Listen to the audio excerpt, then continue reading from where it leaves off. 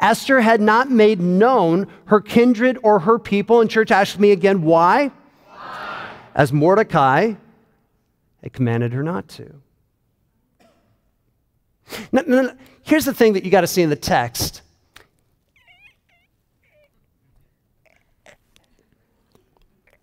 If Esther had just told the king, they probably wouldn't be in the mess they're in. If she had been upfront about who she was, most theologians believe they wouldn't be in the mess that they were in. But because Esther was living off a rented, borrowed faith and just doing what everybody else told her to do, because that's just what you do, they find themselves in the mess that they're in. And note this, and maybe you're living off a rented faith too. Say, Pastor Matt, I'm not really quite sure what you're talking about, this rented faith. Here's what I mean by this. When it comes to your Christian life, you don't necessarily do the things that you do in your Christian life because you think it's the right thing to do or because it pleases the Lord. You do the things that you do in the Christian life simply because it's what we've always done.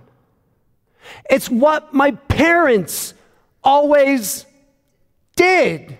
It's what my friends are all.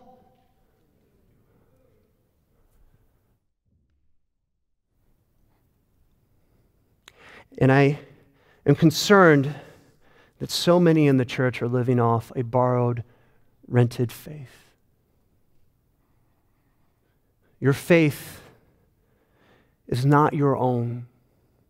You are borrowing it and renting it from the culture in which you live, through the parents of which you have been raised, through the friends in whom you spend your time with.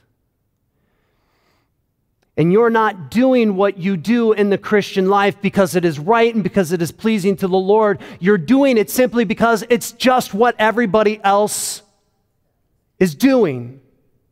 And if that's you, you are living off a borrowed faith. And that is probably why, if you are in that context, you lack any passion in your faith. It is probably why you in your life, you lack any sense of real conviction that you're willing to stand on. When it's not yours and you don't own it, why on earth would you make a stand for it? It's why so many in the church have absolutely no guts to stand for what's right. And it's why so many of us lack any discipline in this life when it comes to pursuing and knowing the Lord. Because it's not ours, it's somebody else's.